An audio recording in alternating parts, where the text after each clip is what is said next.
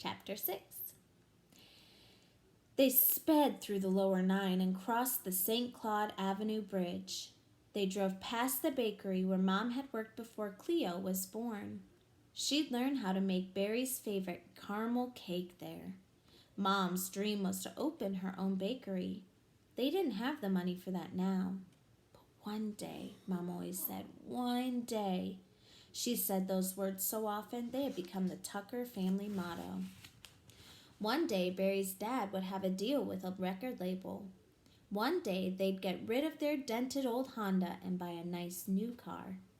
Maybe even one day, Barry wouldn't be so scared of Abe McKay and his friends. One day. They drove a few more blocks, and then Dad pulled up in front of Lightning's, the club where he and his band played most Thursday nights.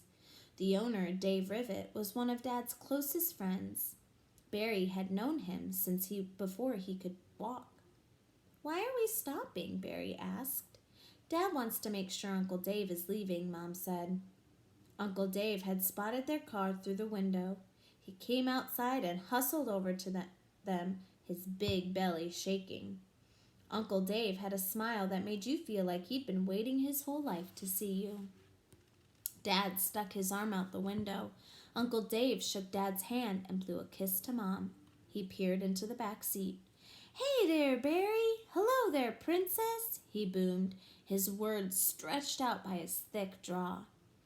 "Grab your bags," Dad said. "We'll make room for you." Uncle Dave peered at the little space between Barry and Cleo and laughed.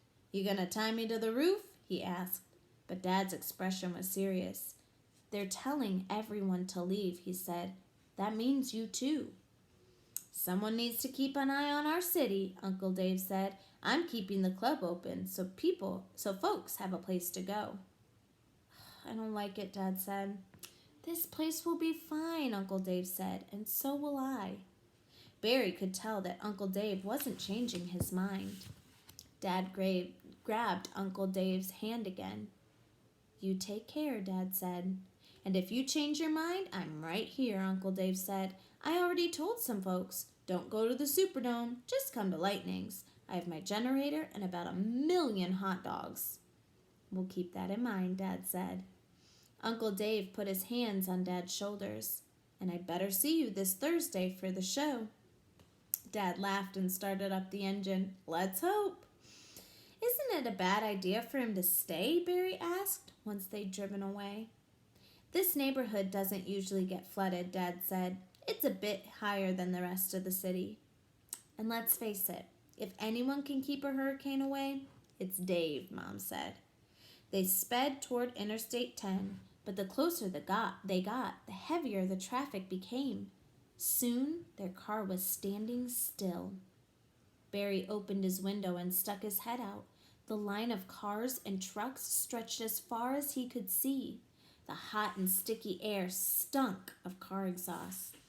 Dad clicked on the radio and punched the buttons until he found a traffic report. The news was terrible. Cars were backed up for hundreds of miles on roads leading out of the city. "This will take all day," Mom said softly, reaching into the cooler and taking out a blueberry muffin. Dad patted her leg. Cleo fussed, and Barry tried to distract her with one of his stories. An hour went by and the car didn't budge. Dad had to turn off the air conditioner so the engine wouldn't overheat. Cleo whined and moaned and finally fell asleep. Another hour passed. They'd moved just a few feet. Barry's shirt was soaked with sweat. At this rate, it would be hours before they even got onto the highway, and then they had more than 300 miles to drive. What if they were stuck in traffic when the storm hit? Before Barry could ask that scary question, Cleo woke up and started to wail. And then, as Barry was reaching for her favorite stuffed poodle, a wave of warm soup splashed across his lap. "What in the—" Except it wasn't soup. Cleo had thrown up. She threw up again, this time into the front seat, and again onto the floor. There was a moment of shocked silence, and then Cleo burst into tears. "Wet!" she wailed.